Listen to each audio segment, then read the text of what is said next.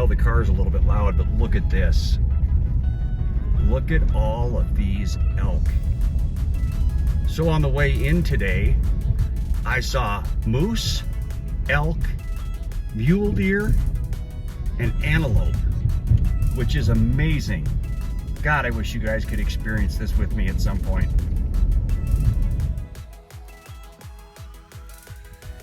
All right, what do we think? There it sits right next to the door.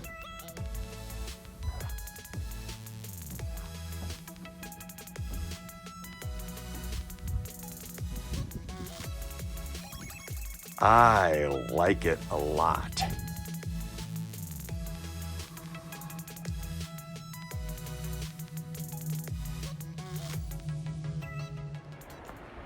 Well, that's about all that's left for the snow. So, welcome back, Charlie's Hideaway. Drove in today, got all the way down to the cabin. The snow has been melting, and it's a little unnerving that there's this little of snow left, and it's not even April yet. We do have time for some big snowstorms, so I guess that's good. But I'll give you the trail cam videos, a little bit what's going on around here. But really, today was about getting a load of stuff here, including one of my four-wheelers. And in the next few videos, I'll explain a little bit more about why I am moving a lot of stuff from our old place, or our regular home, back to here. But today is really, I'm going to go through 10 things that I think are just about mandatory to have if you're going to be working on an off-grid property. Remember, I did one that was 5 things that we find essential, but this is tools this time. So let's get started, talk about some tools, show you what I have, and wrap up the day. I came in this morning, I'm going home tonight. So it is a short day, and it's a delivery day. So hope these things help you out. If there's other things that you think should be on here, message me. Let me know what I should be putting on this list as well. And if you enjoy it, remember, and please subscribe. I'd appreciate it.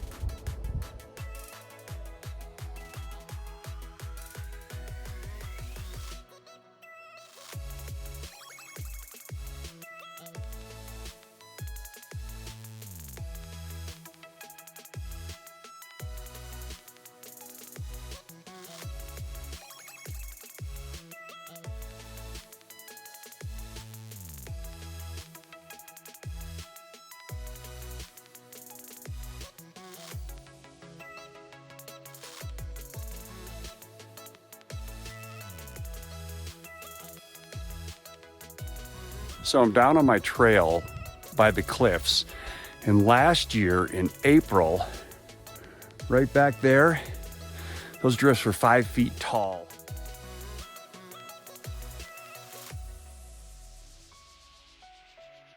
This year, look, little tiny traces of snow, but it's gone, and this is still March, which is kind of crazy that we have that little snow left here at the cabin. Makes me nervous for the summer, but you know what? We've got April and May to go still, so we could end up with huge snowstorms. Let's just cross our fingers and hope.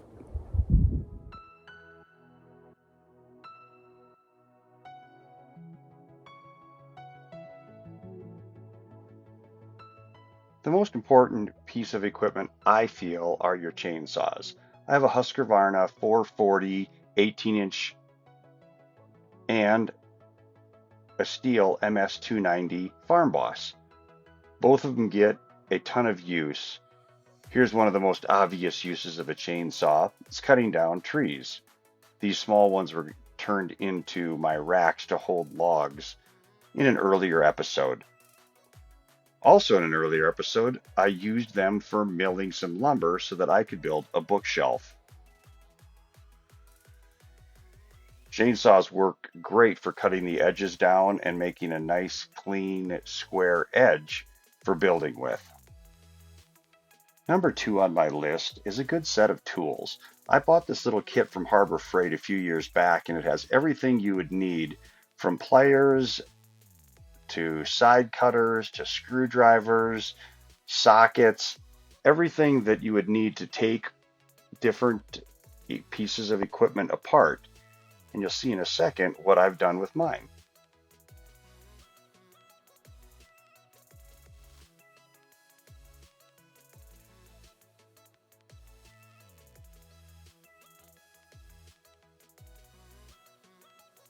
Hammer's pretty important too if you're going to have tools laying around.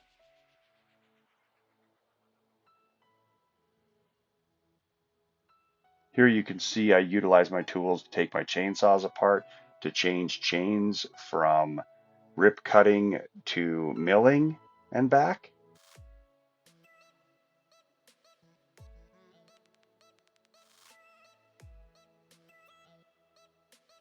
And I've used them in the past to work on my four-wheelers, which are going to be another important tool I bring up in a bit.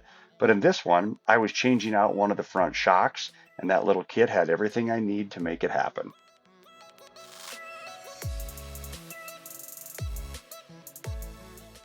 A good pocket knife is also very important. I have two different ones that I normally carry. This SOG, which I love, but I also have a Kershaw 3.5-inch blade knife. And you can use them for more than just the obvious of cutting things. I used it here to strip the edge, or the live edge, off of a piece of wood I was making my bookshelf out of.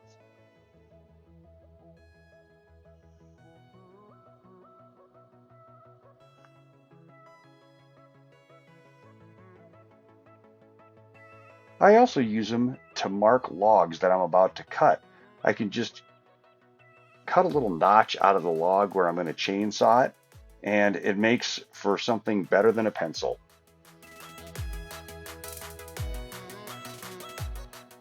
Here are three of my probably 5 axes that I have. A traditional axe with a pickaxe on the opposite side, an 8-pound maul for splitting wood, and a small hatchet for doing more specific and smaller jobs. The pickaxe could be used to dig trenches, or you can use the other side to chop on trees if you'd like.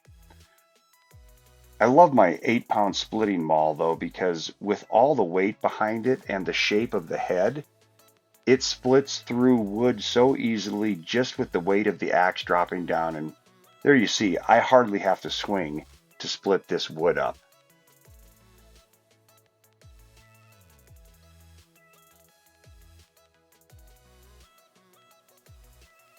The hatchet's great for small jobs like what I'm doing here and creating my notch for my log cabin.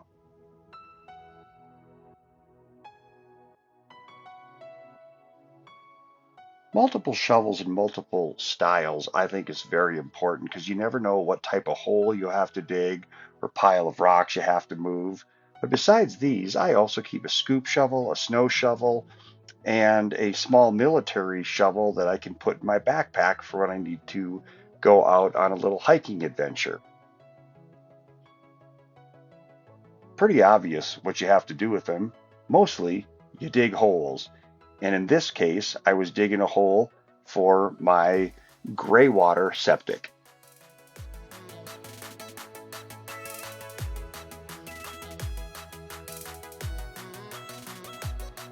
Having a four-wheeler and a trailer, I think, is invaluable.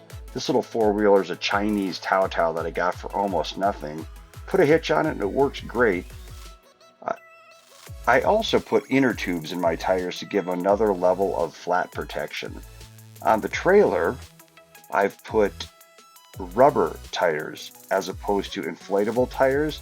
Again, so I don't have to worry about flats when I'm out there pulling things around like rocks or trees.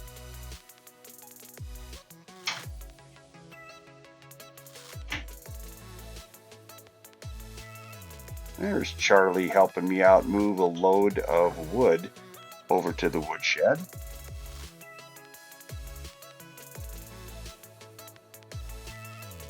And going back to that little septic that I dug out, I was bringing in rocks and gravel with my trailer as well. Multiple purposes, a lot of hard work they do. Having an assortment of ropes is very important. Here you can see a couple of different diameters and weights that I have hanging. I have many, many more than this, and I'll show you a couple of things I use them for.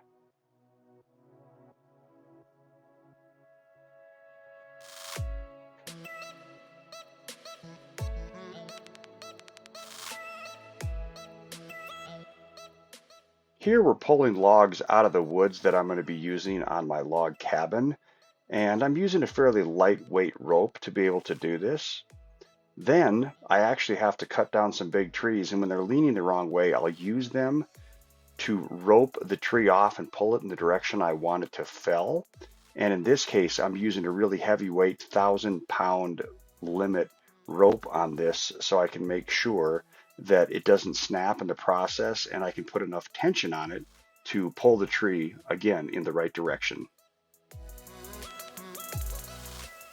I don't think I have to say much about headlamps for how invaluable they are, but I will say one thing. These two use AAA batteries. I also have a super bright 1500 lumen rechargeable, and if I have my choice, rechargeable is definitely the way to go.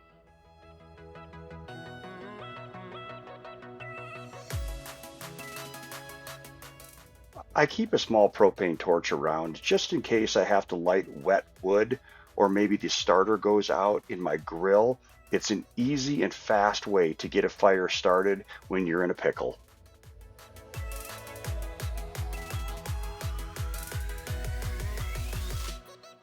One of my favorite uses is to get a bonfire going. Now, I know this might be a controversial one, but firearms I think are very important. Whether it be for hunting or self-protection, I am always carrying at very least a small handgun. Because of the amount of lions and bears that are around our cabin, it can be used to scare them off or in worst case scenario, protect yourself. The shotgun is also a great deterrent and good for grouse or turkey hunting, and the .22 is just fun to plink around with. Here you can see Stella, my oldest daughter, using the .22, like I said, just to do some plinking, and it's an inexpensive way to become proficient and safe with a firearm.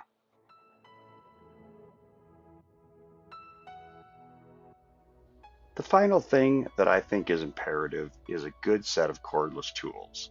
I've chosen Ryobi because I find them to be the best value. They're fairly inexpensive and they just hold up. I bought the full kit, and for a couple $100, you can have yourself 5 or 6 different great tools with some good batteries. So I always think they're a great investment. And here in a minute, you'll see what I've been doing with them this trip. Well, that's not good.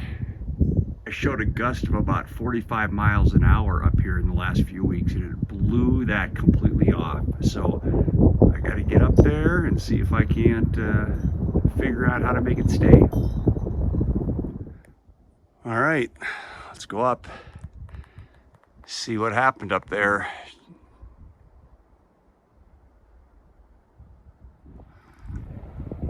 Wow, the screws were literally torn out of the wood. All right, so what we're gonna do, don't fall, 4-inch screws, and this is where those handy dandy Ryobi tools come into play. So let's screw this back on so it's ready to go again. Oh, and by the way, that's the little thing that catches water to tell me how much precipitation we've got. Okay, all better. Now we can find out what the wind's doing.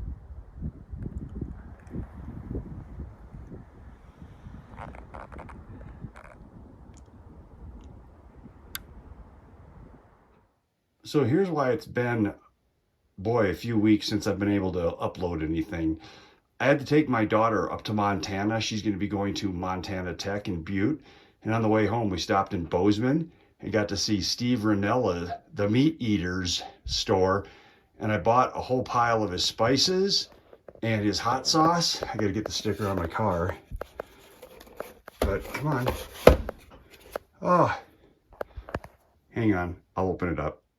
So there are the list of his spices, and I am about to right now make 2 elk burgers, and I'm not sure which one of these I'm going to use. I've heard that the Hatchet Jack over here is probably the best in the bunch, but hey, I get to try them all out, and then at some point we'll try some of this maybe on some eggs. Yeah. By the way, Montana, phenomenal. Colorado's phenomenal too, but I'm a big Montana fan. All right, here we go. We're going to try Hatchet Jacks and we're going to try Mastodon Hunter, and we're going to see which one of these two flavors I like the best on my elk burgers. So we'll get it going here, and then I'll let you know my thoughts.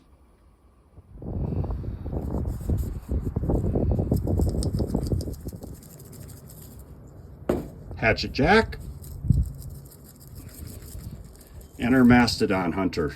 Definitely two different colors on these things. So let's get them on the grill. This side down, and we'll get some more on there in a sec.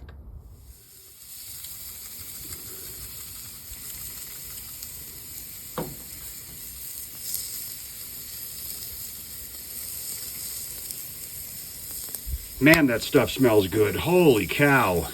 I'm probably not going to do anything else with these, not put any other spices so I can really get a taste. So about 3 minutes on each side and we'll be done. There we go, completed burgers. Now, let's see. Left or right? I'm not picking favorites because I can't. They're so different and taste unbelievable, both of them. Love to explain it to you, but I would suggest go out and see if you can't order online something like this, but it's amazing. And if Steve ever sees any of my videos, thank you for being awesome with the MeatEater and your spices. Wow, I can't wait to try the other 5 that are still left. Well, I'll apologize for the wind, but wow, what a day. I had no idea what was going to go on. I've only been at the cabin about 7 hours today, but we got that wind